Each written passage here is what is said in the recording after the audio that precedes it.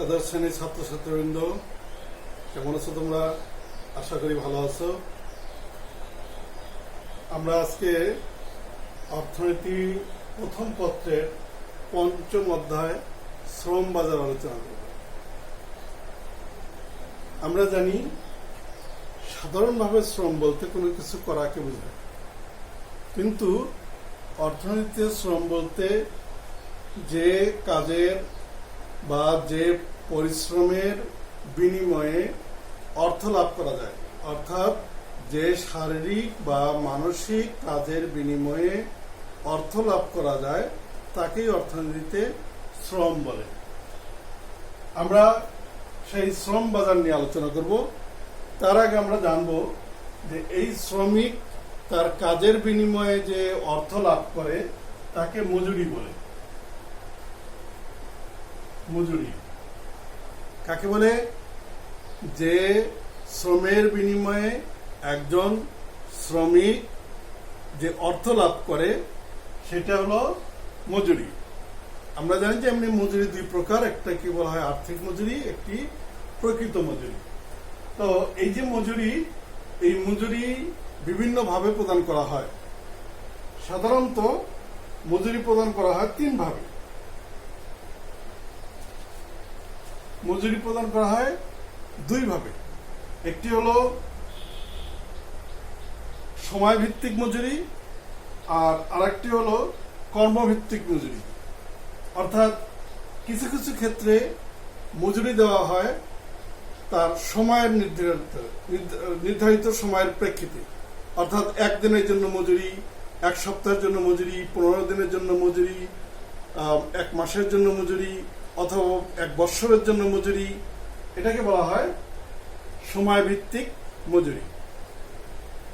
আরেকটি হলো কর্মভিত্তিক মজুরি।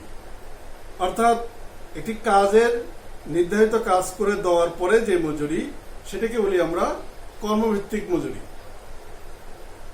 হইতে পারে সেই কাজটা আমি এরকম 2 দিনে যদি করি তাও যে মজুরি পাবো, আমি যদি 5 দিনে করি একই মজুরি পাবো, আমি যদি ওই কাজটি 15 দিনে করি একই মজুরি পাবো।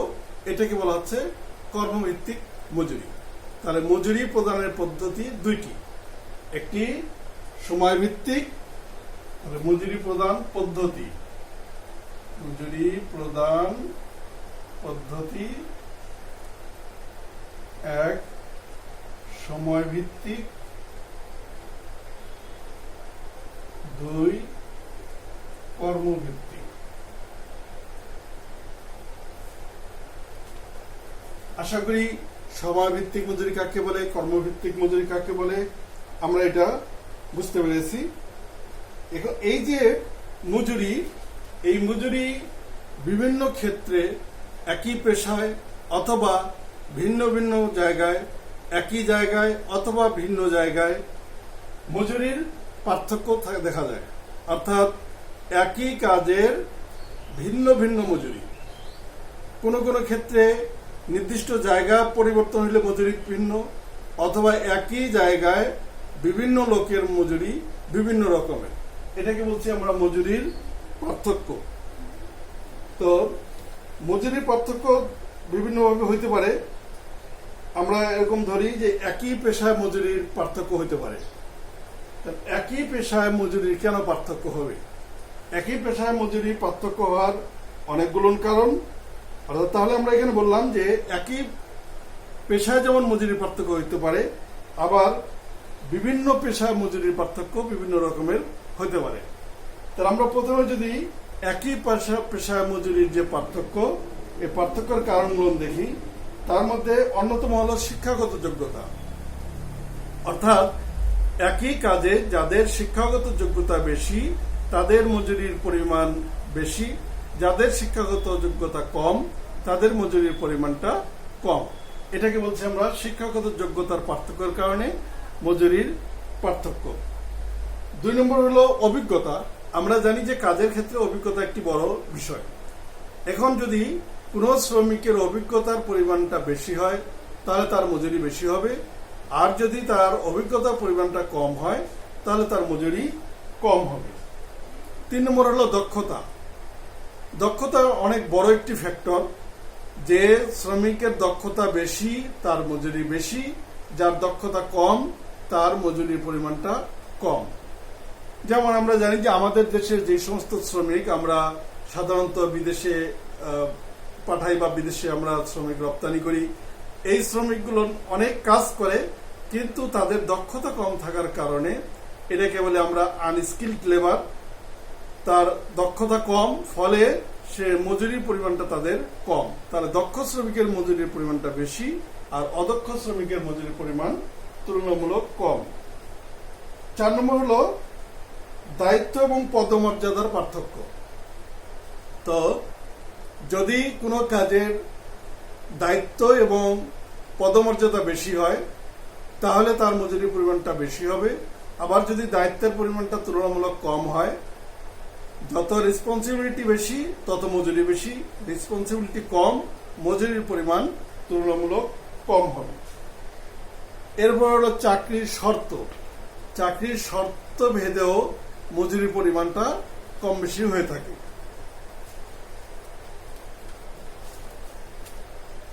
এরপরে আছে কাজের ভিত্তিতে মজুরি। তো কোনো ক্ষেত্রে কাজের প্রেক্ষাপট অনুসারে মজুরির পরিমাণটা বেশি, আবার যদি কাজের প্রেক্ষাপটটা তুলনামূলক কম রিস্কি হয় তাহলে তার মজুরির পরিমাণটা কম। এরপর হলো ঝুঁকিপূর্ণ কাজের মজুরির পরিমাণটা বেশি, আর যে সমস্ত কাজের ঝুঁকির পরিমাণটা কম তার মজুরি তুলনামূলকভাবে কম। 8 নম্বর হলো শারীরিক যোগ্যতা। যে সমস্ত কাজ, অনেক কাজেই শারীরিক যোগ্যতা একটা বড় ফ্যাক্টর। সুঠাম দেহের অধিকারী, অনেক শক্তির অধিকারী এরকম লোক সেই কাজটা নিখুঁতভাবে করতে পারে, যে সমস্ত কাজ করতে পারে, সেই ক্ষেত্রে তার মজুরির পরিমাণ বেশি। আর সেই কাজে যদি তুলনামূলক দুর্বল কোনো লোক হয়, শারীরিক কাঠামোর দিক থেকে যদি সে দুর্বল হয় তাহলে তার মজুরির পরিমাণটা কম হবে। এরপর হলো ভৌগোলিক গতিশীলতার অভাব। কোনো ক্ষেত্রে ভাষাগত পার্থক্য, অভিজ্ঞতার পার্থক্য, যাতায়াতের যে সমস্যা, এগুলোর কারণে নিকটবর্তী এলাকায় মজুরি কম হওয়া সত্ত্বেও শ্রমিকেরা সেখানে কাজ করে। আবার দূরবর্তী জায়গায় গেলে হয়তো মজুরির পরিমাণটা বেশি হবে, কিন্তু এই সমস্ত কারণে সেখানে যাওয়াটা শ্রমিকের জন্য একটু কষ্টসাধ্য, সেখানে সে না যেয়ে বরং কম মজুরিতে কাজ করতে পারে। এটি হলো আমাদের একই পেশায় মজুরির পার্থক্য। এবার যদি আমরা বলি যে বিভিন্ন পেশায় মজুরির পার্থক্য কি কি হইতে পারে, অর্থাৎ এক এক রকমের কাজের জন্য মজুরির পরিমাণ এক এক রকমের হবে। কেন হবে? এটা 1 নম্বর হলো প্রতিযোগিতার অভাব। যেই সমস্ত ক্ষেত্রে শ্রমিকের কাজ করার জন্য প্রতিযোগিতার পরিমাণটা কম, অর্থাৎ কম পরিমাণে শ্রমিক ওই কাজ করতে চায়, সেই ক্ষেত্রে শ্রমিকের মজুরির পরিমাণটা বেশি হবে। আর যেই ক্ষেত্রে অনেক শ্রমিক কাজ করতে চায়, অর্থাৎ প্রতিযোগিতার পরিমাণটা যেখানে অনেক বেশি, সেখানে তুলনামূলকভাবে মজুরির পরিমাণ কম হবে। 2 নম্বর হলো কাজের প্রকৃতি। যদি কাজটি অনেক ঝুঁকিপূর্ণ হয় তাহলে মজুরির পরিমাণটা বেশি হবে। আর যদি কাজটা ঝুঁকির পরিমাণ অনেক কম হয়, স্বাভাবিক যে ঝুঁকি সেটা যদি হয়, তাহলে কাজের মজুরির পরিমাণ তুলনামূলক কম হবে। এরপর দক্ষতার পার্থক্য। আমরা জানি যে দক্ষতার যার বেশি হবে তার মজুরির পরিমাণ বেশি হবে, আর দক্ষতার পরিমাণটা যার কম তার মজুরির পরিমাণও কম হবে। কাজের স্থায়িত্ব। যেই সমস্ত কাজের স্থায়িত্বকাল অনেক বেশি, একজন শ্রমিক অনেক বেশি দিন কাজ করতে পারবে, সেই সমস্ত কাজের মজুরির পরিমাণটা কম হবে। আবার যে সমস্ত শ্রমের বা যে সমস্ত কাজ অল্প দিনেই কাজ শেষ হয়ে যাবে, এরকম খণ্ডকালীন বা অল্প সময়ের জন্য যে সমস্ত কাজ, এই সমস্ত কাজের মজুরির পরিমাণটা তুলনামূলক বেশি। এরপর হলো কাজের ঝুঁকি এবং দায়িত্ব। যে সমস্ত কাজের ঝুঁকির পরিমাণটা বেশি এবং দায়িত্বের পরিমাণও বেশি, সেই সমস্ত কাজের মজুরির পরিমাণও বেশি। আবার যে সমস্ত কাজের ঝুঁকির পরিমাণও কম, দায়িত্বের পরিমাণও কম, সেই সমস্ত কাজের ক্ষেত্রে মজুরির পরিমাণ তুলনামূলক অনেক কম হয়ে থাকে। এরপর হলো পদমর্যাদা। যেই সমস্ত কাজে পদমর্যাদার পরিমাণটা বেশি সেই সমস্ত শ্রমের ক্ষেত্রে কম মজুরিতে মানুষ কাজ করতে আগ্রহী হয়। আবার যেই কাজগুলোর ক্ষেত্রে তার পদমর্যাদা তুলনামূলকভাবে কম সেই সমস্ত কাজ সহসা কেউ করতে চায় না, ফলে সেই সমস্ত কাজের মজুরির পরিমাণ তুলনামূলক অনেক বেশি। শ্রমিকদের গতিশীলতার অভাব। যেই সমস্ত ক্ষেত্রে শ্রমিক সহসা গতিশীল হইতে পারে না বা এক স্থান থেকে অন্য স্থান, এক পেশা থেকে অন্য পেশায় স্থানান্তর হইতে পারে না, সেই সমস্ত কাজের ক্ষেত্রে মজুরির পরিমাণটা কম। আবার যে সমস্ত ক্ষেত্রে এরকম তারা গতিশীল হইতে পারে, এক স্থান থেকে অন্য স্থানে যেতে পারে, এক পেশা থেকে অন্য পেশায় স্থানান্তর হইতে পারে, সেই সমস্ত ক্ষেত্রে মজুরির পরিমাণটা তুলনামূলক বেশি। ভবিষ্যৎ উন্নতি। যে সমস্ত কাজের ক্ষেত্রে শ্রমিকের ভবিষ্যৎ উন্নতির সম্ভাবনা বেশি সেই সমস্ত কাজে শ্রমিক কম বেতনেও কাজ করতে পারে। আবার যে সমস্ত কাজের ক্ষেত্রে ভবিষ্যতে তার উন্নতির পরিমাণ হওয়ার সম্ভাবনা খুব কম সেই সমস্ত কাজে সাধারণত কেউ সহসা কাজ করতে চায় না, ফলে মজুরির পরিমাণটা তুলনামূলক অনেক বেশি হয়ে থাকে। এরপর সামাজিক মর্যাদা। কিছু কিছু কাজ আছে যেই কাজগুলো করলে মানুষের সামাজিক মর্যাদা বৃদ্ধি পায়, সেই সমস্ত কাজের মজুরির পরিমাণ কম হলেও শ্রমিক কাজ করতে আগ্রহী হয়। আর যে সমস্ত কাজের ক্ষেত্রে সামাজিক মর্যাদার কোনো পরিবর্তন ঘটে না কিংবা সামাজিক মর্যাদা বৃদ্ধি পায় না সেই সমস্ত কাজের ক্ষেত্রে শ্রমিকের যে মজুরি, এই মজুরি পরিমাণটা তুলনামূলক অনেক বেশি। এরপর হলো অতিরিক্ত আয়ের সুযোগ।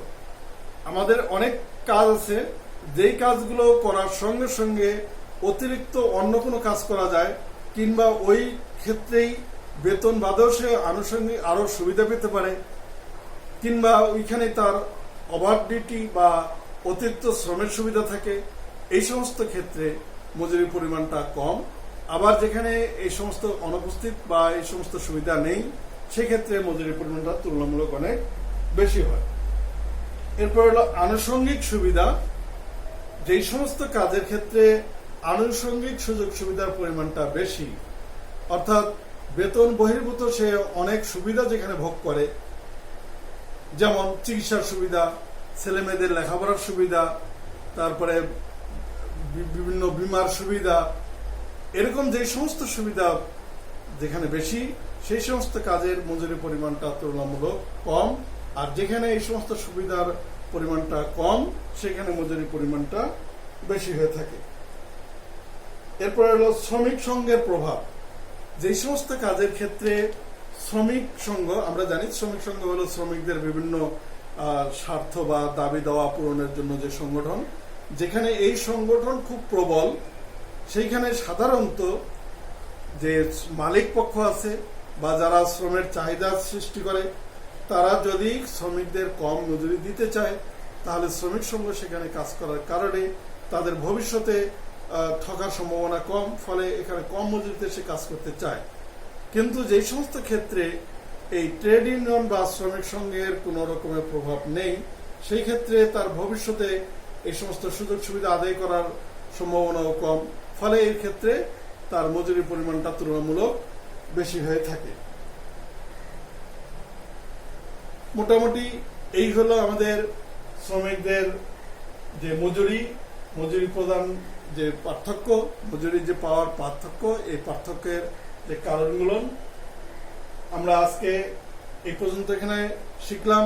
আমরা শিখলাম শ্রম কি, শ্রমের যে পারিশ্রমিক তাকে মজুরি বলে, সেই মজুরি কি ধরনের মজুরি এবং মজুরির প্রকারভেদ এবং বিভিন্ন ক্ষেত্রে শ্রমিকের যে মজুরির পার্থক্য, এই পার্থক্যের কারণসমূহ আলোচনা করলাম। আগামী দিন আমরা শ্রম বাজার এবং বাংলাদেশের প্রেক্ষিত, অর্থাৎ বাংলাদেশের শ্রমিকের যে বিভিন্ন মজুরির পার্থক্যের কারণ, এগুলো নিয়ে বিস্তারিত আলোচনা করব। আশা করি এগুলো তোমরা ভালোভাবে পড়াশোনা করবে, মনোযোগ দিয়ে পড়াশোনা করবে। আর এরপরে তোমাদের কোনো সমস্যা হলে অবশ্যই তোমরা আমার সঙ্গে মোবাইল ফোনে যোগাযোগ করবে। আশা করি তোমরা ভালো থাকবে, ভালো পড়াশোনা করবে। সবার সুস্বাস্থ্য কামনা করে এখানে শেষ করছি। আসসালামু আলাইকুম।